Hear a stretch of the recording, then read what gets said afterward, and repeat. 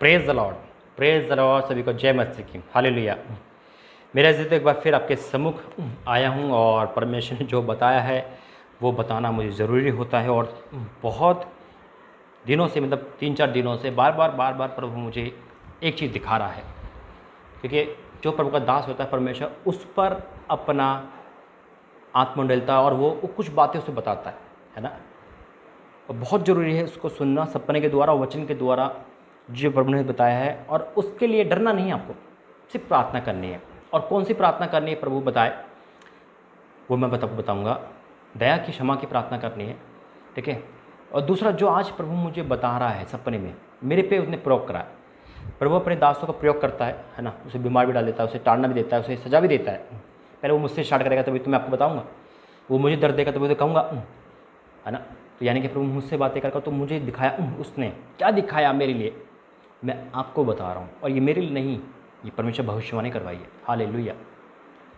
लेकिन आइए पहले प्रार्थना करेंगे, उसके बाद बोलेंगे। धन्यवाद करते पिता परमेश्वर, तेरा दास तेरा रसूल यहाँ बैठा है पिता, जैसे तू चाहता वैसे ही होगा।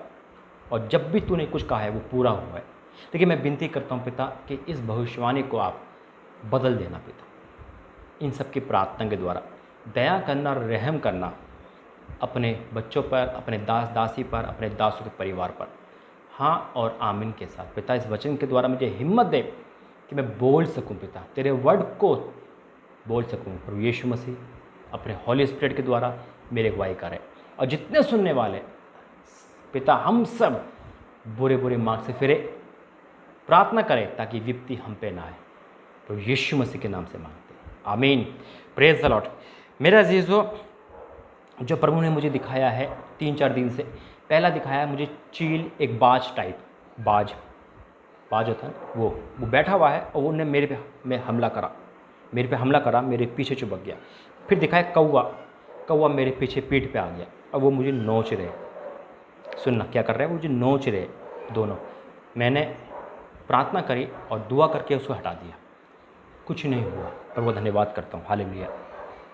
उससे पहले भी एक ऐसी आवाज़ आई थी कि अब बहुत अजीब आवाज़ आई थी, जैसे कि अभी हुआ था ना कि मिट्टी और यानी कि अंतिम संस्कार जो कहते हैं वो नहीं होगा, इतनी बड़ी आवाज़ आई थी। उसके बाद प्रभु ने मुझे ये दिखाया चील और कौवा, उसे मैंने हटा दिया। फिर दिखाया मुझे कुत्ता, मैं घर में गया हूँ, कुत्ता आया, कुत्ते ने मुझे पकड़ लिया। सुनना गौर से। फिर मैंने प्रार्थना करी, कुत्ते को मैंने फाड़ दिया, अलग कर दिया, वो मुझे काट नहीं पाया। पर वो धन्यवाद करते हैं। क्यों बता रहा हूँ मैं सब कुछ, बहुत ज़रूरी है सुनना, सुनो। फिर दिखाया परमेश्वर ने मुझे आज जो ऑक्सीजन मीटर होते हैं छोटे छोटे, जो उंगली पे लगते है ना, वो दिखाया, जिससे ऑक्सीजन नापा जाता है, ऑक्सीजन लेवल सही है या दिल के हार्टबीट सही है, जो कोरोना काल में बहुत इस्तेमाल हुए थे, वो मुझे दिखाया। और मैं नॉर्मल हूँ, मेरे लिए आया कि मैं नॉर्मल हूँ। और मैं इन सपनों को देखकर चकित हो गया, पूछने लगा। प्रभु ने मुझे 3 दिन दिए थे कि 3 दिन तो मेरे लिए प्रार्थना कर, 3 दिन में बहुत सारी बातें बताऊंगा। और वो बातें बता चुका है यीशु मसीह के नाम में, 1, 2, 3 तारीख। और मैंने अपना फ़ोन बंद कर रखा था, आप सब जानते हैं। 3 दिन में बैठ रहा प्रभु के पास और प्रभु ने आज इस बात को पूरा साबित करा। इसका मतलब क्या है, परमेश्वर क्या बता रहा है, निकालेंगे। ये सपना है, ये प्रभु ने बताया है, 3 बार बोला, दिखाया और नॉर्मल कर दिया। यानी कि आने वाली जो संकट है प्रभु के दासों के भी है। और ये कहना गलत है, बहुत लोग बहुत जल्दी खुश हो जाते हैं, अरे प्रभु के दास जो विरोध में होते हैं, नरक जाएगा तो फोटो डाल देते हैं नेट पर, देखो नरक में प्रभु के दास जाएंगे, प्रोफेट जाएंगे और बड़े बड़े पास्टर जाएंगे। ये समय वो नहीं है, ऐसा ना हो कि उससे पहले हम चले जाए। सावधान हो जाइए। बल्कि हमें प्रार्थना करें। जाकर कोई आपको ये बता रहा है कि भाई मैंने ये दर्शन देखा प्रभु के दासों के लिए, तो खुश मत हो, बल्कि प्रार्थना करो, उपवास रखो। कल उनके साथ जो हो रहा है वो आपके साथ भी तो हो सकता है। प्रार्थना करो मेरे भाइयों। हम बहुत जल्दी बहकावे में आ जाते हैं, अरे ये इनके साथ बड़ा अच्छा हो रहा है, हाँ वो था ही दुष्ट दास, हम न्याय क्यों कर रहे हैं। अरे परमेश्वर मौका दे रहा है, और जरूरी नहीं है कि संकट अधर्मी पे आता है। बाइबल कहती है मैं अधर्मी और धर्मी दोनों को नाश कर देता हूँ। इसलिए मेरे अजीजों, आज जो ये वचन है सुनना, परमेश्वर का वचन कहता है यहेजकेल 34, यहोवा का वचन यहेजकेल 34 का 8 क्या लिखा है? परमेश्वर यहोवा की यह वाणी है, मेरे जीवन की सौगंध, मेरे भेड़ बकरियाँ जो लूट गई और मेरी भेड़ बकरियाँ जो चरवाहों के ना होने के कारण सब वन पशु का आहार हो गई है, और इसलिए कि मेरे चरवाहों ने मेरी भेड़ बकरियों की सुधि नहीं ली और मेरी भेड़ बकरियों का पेट नहीं वरन अपना ही पेट भरा है। इस कारण हे चरवाहो, यहोवा का वचन सुनो।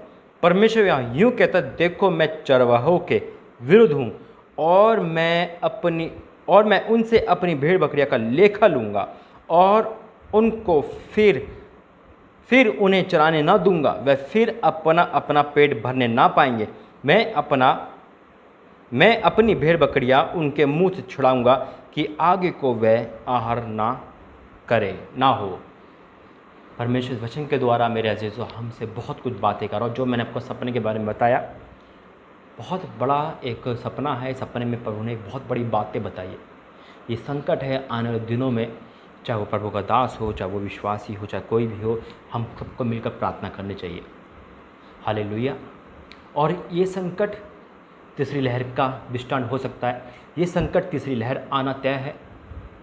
ये संकट व्यक्ति का है किसी न किसी कारण, क्योंकि बाइबल लिखा है। देखो एक वचन और परमेश्वर ने मुझे दिया, जब दो चीज़ प्रभु मुझे बताता है किसी न किसी कारण। हालेलुया। मेरे जीता सुनना जरा गौर से, चिंता नहीं करनी, प्रार्थना करनी है हर एक के लिए। और ये वीडियो जितना हो सके शेयर करनी है, ताकि हर किसी के मध्य में जब प्रार्थना करें और अपने दासी पास्टर को जो भी दिखाना चाहे दिखा सकते हैं, क्योंकि आने वाले दिनों के बारे में बताया है। और मैंने कहा ना, ऑक्सीमीटर जो मुझे दिखाया है वो तीसरी लहर का संकेत है। तीसरी लहर आना तय है। ये आवाज़ आ चुकी है। इसे हमें और आपको बदलना है प्रार्थना करके। हम प्रार्थना करेंगे, प्रभु दया करेगा। बाइबल साफ गवाह है। जब निन्वे को प्रभु ने कहा था मैं इसे नष्ट कर दूंगा और वहाँ के लोगों ने प्रार्थना करी, बदल गए, तो प्रभु ने हर व्यक्ति को टाल दिया। आज हम प्रार्थना करेंगे तो परमेश्वर आने वाली हर लहर को, हर मुसीबत को टाल देगा, निकालेंगे। जो वचन प्रभु ने मुझे दिया यिर्मयाह 4, ये था दासों के लिए जो प्रभु ने दिया। संकट है, आज बहुत से दास शैतान में आकर या किसी न किसी में आकर भटक गए हैं। प्रार्थना करेंगे, प्रभु उनको लेके आएगा। और आज आप प्रायश्चित करना चाहते हो तो स्वागत है आपका। मेरे लिए प्रार्थना करो, मेरे घर के लिए प्रार्थना करो। हम मिलकर प्रार्थना करेंगे, परमेश्वर काम करेंगे। हालेलुया। वो दयालु परमेश्वर है, विलम्ब से कोप करने वाले, जिन्होंने यीशु मसीह को भेजा है। यीशु मसीह के कारण हम पे और आप पे दंड की आज्ञा नहीं, प्रभु का वचन कहता है। लेकिन प्रभु जो कहता है वो करके दिखाता है।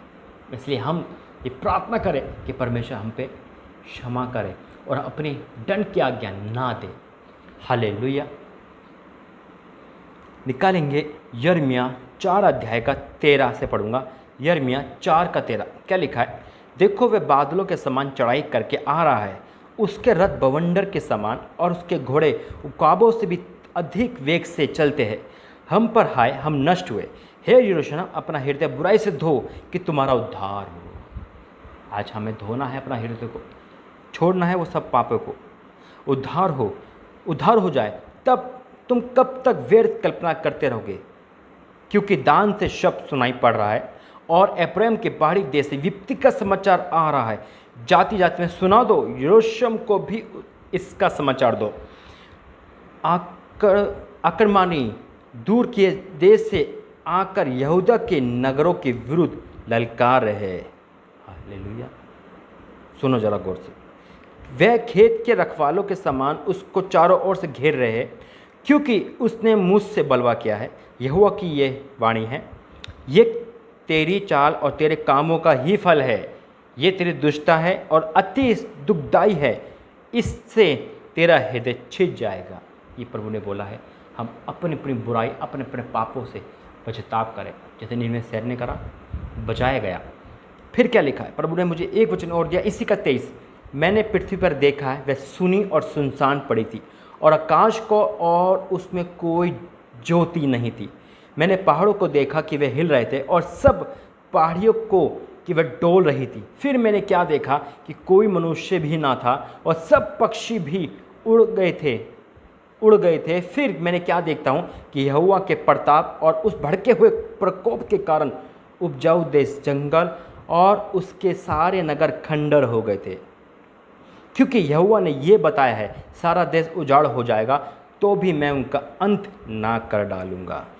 इस कारण पृथ्वी विलाप करेगी और आकाश शोक का काला वस्त्र पहनेगा, क्योंकि मैंने ऐसा ही करने को ठान लिया और कहा भी है, मैं इससे नहीं पछताऊंगा और ना अपने प्रण को छोड़ूंगा।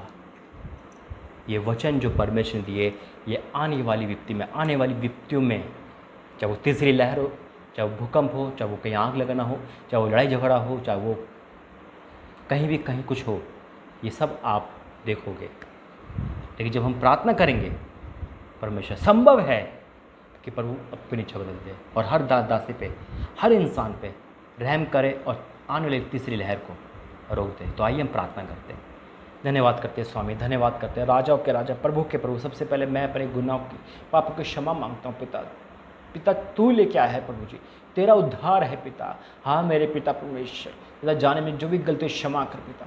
अब जब तूने मेरे द्वारा पिता परमेश्वर कार्य तूने मेरे द्वारा पिता लोगों को बता रहा है, तो आज इनको भी क्षमा कर दे पिता। जब तू मुझे क्षमा कर सकता है, यहाँ बैठा सकता है, तेरी दया बहुत बड़ी है, तेरा अनुग्रह बहुत बड़ा है, तेरी प्रेम बहुत बड़ा है, ये मैंने देखा है, मैंने आपको देखा है स्वामी। तो आज इन परिवारों पे, इन सभी दासियों पे, सभी उनके बच्चे विश्वासी लोगों पे तेरी रहम हो तो स्वामी, रहम कर दे पिता, रहम कर दे पिता। ओ मेरे पिता, ओ पिता परमेश्वर पिता, जैसे आपने निन्वे को रहम कर दो, कुकर्म से फिर गए थे, आज हम कोई भी बुराई है तो फिरते हैं पिता, उस बुराई को छोड़ते हैं यीशु मसीह में पिता। हिंदुस्तान पे, पूरे वर्ल्ड पे तेरी दया हो। ओ तीसरे लहर को रोक देना पिता, और आने वाली विपत्ति को, हर विपत्ति को रोक देना। ये बड़ी प्रार्थना है, दया है, क्षमा है पिता। आपकी इच्छा पूरी है, हम जानते, और आपकी इच्छा हमारे लिए हानि की नहीं कुशल की रहेगी। हम जानते हैं कि अंत के दिन की शुरुआत है, हम जानते हैं अंत के दिनों के दर्शन है, हम जानते हैं कि अंत शुरू हो चुका है। बस तेरी दया, तेरा पिता, तेरी कृपा हमें चाहिए। तेरा न्याय करने का टाइम शुरू हो चुका है, हम जानते हैं पिता। बस हम तेरी दया में, तेरे अनुग्रह में बने रहे पिता। हम पर रहम कर, दया करें, हमें सहने की शक्ति, और इस सताव को जब हो हमें बर्दाश्त करने की शक्ति देना पिता। तेरा अनुग्रह का हाथ हम सब पर हो, सबको मजबूत करना, सबके हृदय को मजबूत करना, और इस प्रार्थना को सुनना प्रभु यीशु मसीह के नाम से मांगते हैं, आमीन आमीन आमीन। Praise the Lord. सभी को जय मसीह की। इस प्रार्थना को, इस भविष्यवाणी को प्रार्थना करना, सीरियस लेना, शेयर करना, सबको बताना। परमेश्वर का आगमन निकट है। God bless you. जय मसीह की।